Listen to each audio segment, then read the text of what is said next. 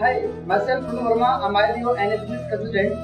ये सीरीज मैं आशा करता हूँ कि आपको बहुत अच्छी लग रही है और आपकी जिंदगी के अंदर वैल्यू ऐड भी करी होगी। और जो अध्याय में शुरुआत किया याद रखना 8वां दिन है और इसके अंदर श्री कृष्ण जो है वो अध्याय नंबर 42 में कहते हैं कि जो पुरुष किसी काम से होने वाले फायदे की बातें करता है, जो इंसान जिसका काम फायदे से शुरू होता है, वो इंसान के लिए वो काम नहीं है, वो इंसान के लिए वो काम स्वार्थ है। ये बात हर इंसान के लिए लागू होती है कि जिस भी इंसान का काम अगर स्वार्थ से शुरू होता है तो उस इंसान के लिए वो कर्म नहीं होता है, उसके स्वार्थ होता है। और ऐसे इंसानों के लिए श्री कृष्ण एक वर्ड बोलते हैं, उन्हें बोलते हैं कर्म प्रशंसन बता रहे हैं। श्री कृष्ण श्लोक 45 में कहते हैं कि वेद भी जो पूरे वेद हैं वो भी 3 गुणों के अंदर ही सीमित हो जाते हैं। और अगर 3 गुणों से ज्यादा, वेदों से भी ज्यादा अगर किसी चीज को महत्व दिया श्री कृष्ण ने, उन्हें बताया है कर्म योग। तो श्री कृष्ण वेदों से भी बड़ा कर्म योग को बताते हैं। श्री कृष्ण कहते हैं कि कर्म करो, फल की इच्छा मत करो,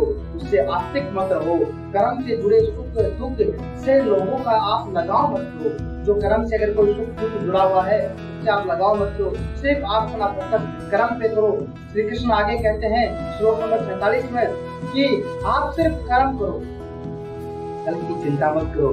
ये गीता का सबसे बड़ा ज्ञान है कि आपको सिर्फ कर्म करना चाहिए, उससे जुड़ा फल के ऊपर आप आश्रित मत रहो, उसकी फल की प्राप्ति की आप इच्छा मत करो। आपको और मेरे को अपने कर्म को ही धर्म मानना चाहिए, अपने कर्म को ही कर्तव्य मानना चाहिए, यही हमें करना चाहिए हमारी जिंदगी में। जो कर्म को फल के अनुसार करते हैं वो कर्म को पूरी निष्ठा से नहीं कर पाते हैं, तो यही कारण है कि वो उसे पा नहीं पाते हैं। अगर वो उसे पा भी लेते हैं तो वो उसी के अंदर उलझ के रह जाते हैं। अर्थात हमें सिर्फ कर्म पे फोकस करना चाहिए, फल के ऊपर नहीं।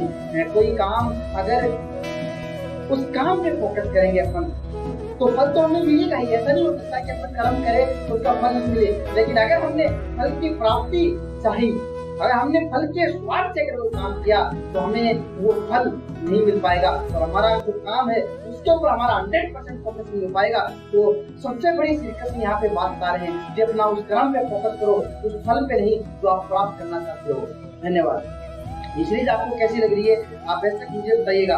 अगर आपकी अच्छी लग रही है, आपकी वीडियो वैल्यूएबल हो रही है तो आप इसे अपने दोस्तों के साथ बिल्कुल शेयर कीजिएगा और कमेंट करके आप अपनी राय मुझे दीजिएगा।